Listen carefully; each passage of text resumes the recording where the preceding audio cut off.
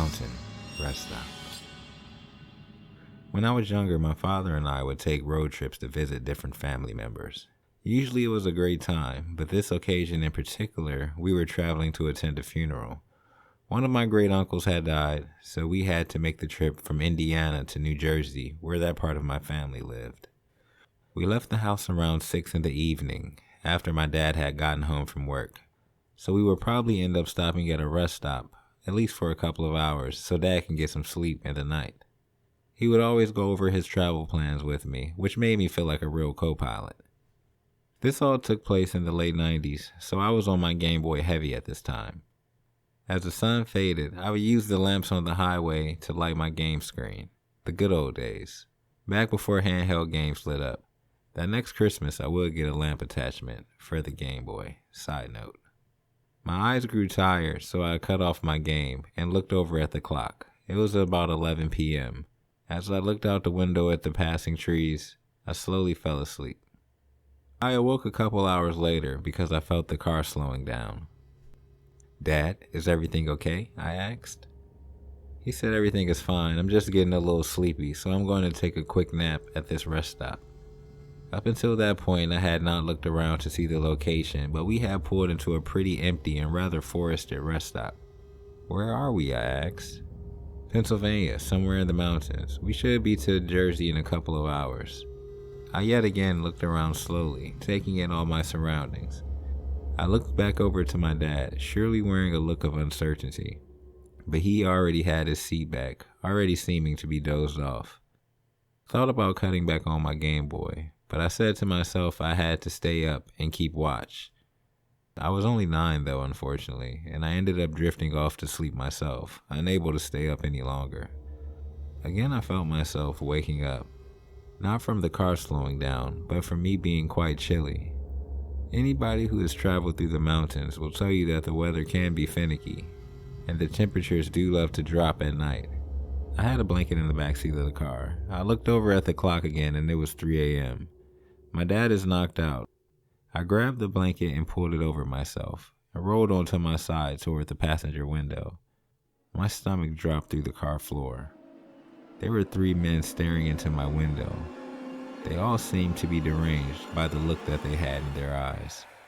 These were older guys, big gray and black beards. Definitely the outdoorsman type. I sat there paralyzed with fear, wanting to scream, but I couldn't. I finally just started crying, and at that point my dad sprung up and asked me what was wrong. I freaked him out crying randomly at 3 a.m. I pointed to the window facing my hands, saying that we had to go, that the 3 men were going to get us. He said, "What men?" I looked up to see no one. The parking lot was just as empty as it was when we pulled in. He said, "Maybe you had a bad dream, and it's fine. I'll start back driving anyway. I got a good bit of rest now." That was not a bad dream. I know what I saw. Those 3 old creepy mountain men. Let's not meet again. Bitten. I grew up in a small town in Utah. Camping and hiking were some of my favorite pastimes, and as I got older, I found myself venturing out a lot more on my own. Being only less than a half an hour away from Arches National Park, I went there often to take day hikes, and sometimes a bit of off-roading in the surrounding areas. The weekend came, and I packed up my '98 Cherokee with all the supplies I would need for a day out. I was sure to bring plenty of water and snacks, but I planned on being home no later than 8 p.m., so I decided not to bring too much. I left out early to get a full day of exploration in. I got to the park in no time, securing some great parking in front of one of the trailheads. That day would turn out to be great. It was great weather out, especially for late fall. After about 5 hours in one direction and about 9 miles, I decided to take a quick break before heading back. There was a nice cluster of boulders near to where I was, so I decided to take a load off there, and that's where I would eat my turkey sandwich. It was around 2 p.m. at this point, and the horizon was breathtaking with the giant red rock formations at the forefront. I had a smoke while I took in the sights, and after that, I started to gather my things. Still sitting on the big boulders, as I shifted my weight to stand up and jump down, I felt a sharp pinch in my lower back. What the hell? I said aloud, as I fully stood up, touching the place on my back where I felt the pain. Initially, I thought I had pinched a nerve somehow trying to stand up on an uneven surface, but boy was I wrong. When I touched the area where the pain was resonating from and felt something wet, I knew something was wrong. Looking down at my hand, I had drips of blood all over it. Looking around, I became even more worried because there was no sharp rocks around me to cause this kind of damage. I looked at the area I was sitting in, and that's when I noticed a small little rock crevice, big enough for a decent-sized rattlesnake to be in. That's when it all hit me. I had been bit. The snake was coiled up, rattling its tail, which it had probably been doing the whole time. I had my headphones in while I was hiking and while I was resting right in front of that thing. My heart rate was very elevated. I started to head back up the trail, but immense pain was starting to surge through the area in which I was bitten. It had been a very nice day out, probably in the mid-70s, but by this point I was sweating profusely and my mouth had become drier than it had ever been before. There was no way I was going to make it back up the trail, I thought to myself. Now in a full-blown panic, with the pain in my body becoming worse and worse. Hoping for the best, I pulled out my phone, praying that I had at least a little bit of signal, but I did not. I dropped my phone on the ground, unintentionally. When I leaned over to get it, I toppled towards the ground. I began to prepare myself for the worst, my body becoming more and more enabled by the minute. I remember looking at the rocky path in front of me as I lie there, eyes level with the dirt. This would be my last sight, I thought, though not a bad one. I slowly faded out.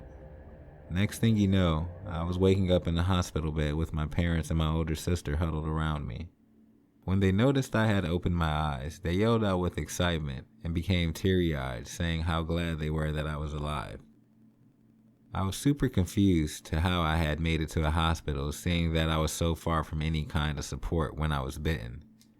My dad told me what happened, and that turned out to be a miracle within itself.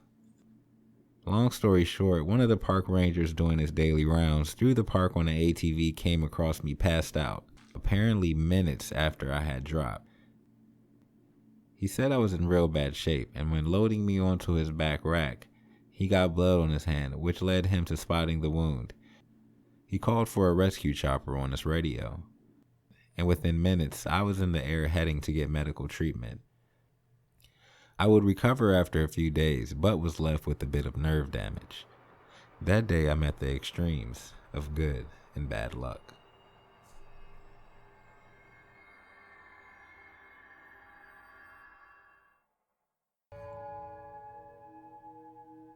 Shot down. A few years back, I drove my Jeep across country. I had just graduated college and wanted to take in the sights before going on my search for my full-time career. I had asked a few friends if they wanted to take the trip with me, but no one was willing to go on a 2-week journey, so I decided I would make the trip alone. When I told my parents, they were a bit nervous for me, but I assured them everything would be fine. I would be heading out of Dover, Delaware, and my end destination would be Los Angeles, California. I stayed up late nights going over Google Maps, trying to figure out the best ways to go, packing in tons of stops to see the sights across America. When it was all said and done, it would take about 9 days with me hitting all the tourist destinations and overnight rest stops that I wanted. And at night, I would camp out on top of my Jeep. My cousins lived in LA at that time, and since I was going alone, I would stay at their place for a month or so before driving back to Delaware. We grew up together and we were very close, so we were excited that we would get to hang out with each other for that amount of time. Monday morning came and I headed out from my parents' place, blasting Red Hot Chili Peppers, ready for a great adventure. A part of me was a little nervous, wondering if I had bit off a little more than I could chew. But hey, you only live once, right? Having grew up on the East Coast and traveling a good bit with my family and sports teams, I had already seen a good portion of the East and Midwest regions of the country. So my first couple of days, I found the drive to be rather boring. Taking the central route across the country, it wasn't until I got to the west side of Nebraska that I noticed the scenery really start to change. It seemed to be by far the greenest grass I had ever seen, and the plains just went on forever. It was truly amazing. Colorado was the next state I would be entering, and I was very excited to take in the scenery and fly my drone, which had a very nice camera on it. After a few hours, I would pull up to the parking area at the foot of a small mountain in Colorado. I had found this particular trail on a hiking app that I use, and it had 1 or 2 reviews. I unpacked my drone from my luggage, grabbed my water canteen, and started up the rocky trail, filled with excitement knowing I was about to get some great footage. It was Thursday morning and the trail was absolutely empty. I assumed most people to be at work at this time. After about 45 minutes, I got to an overlook area, which would be a perfect place to launch the drone.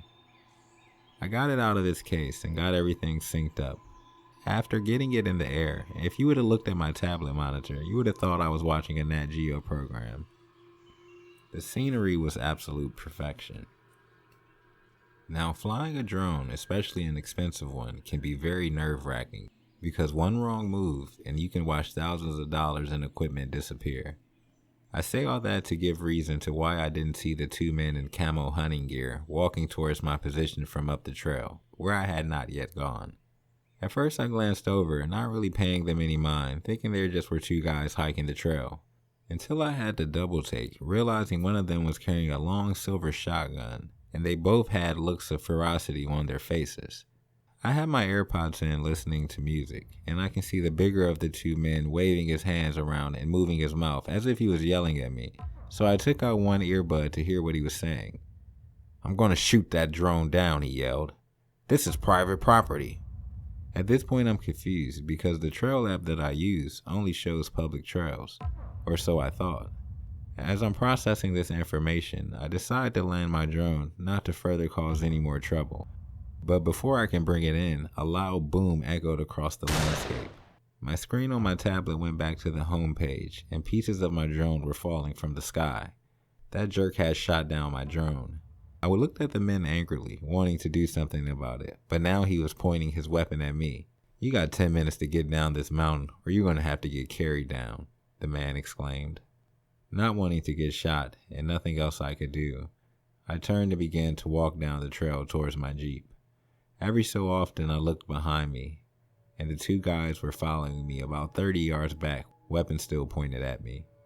I was overcome with emotions, angry that my new drone was blown to pieces, and also scared, knowing that at any moment these psychos could blast me with that 12 gauge. I made it down the mountain and back to my Jeep way faster than it took me going up.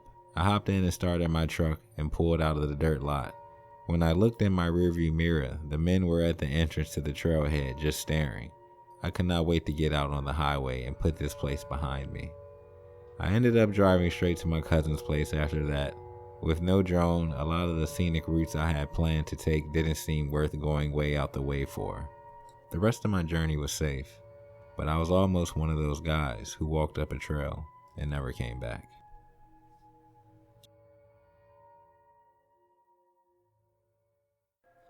Spooky Moose here. I'd like to thank you all for listening tonight, and we'll have more stories coming for you soon. Please like, subscribe, and share. Thank you.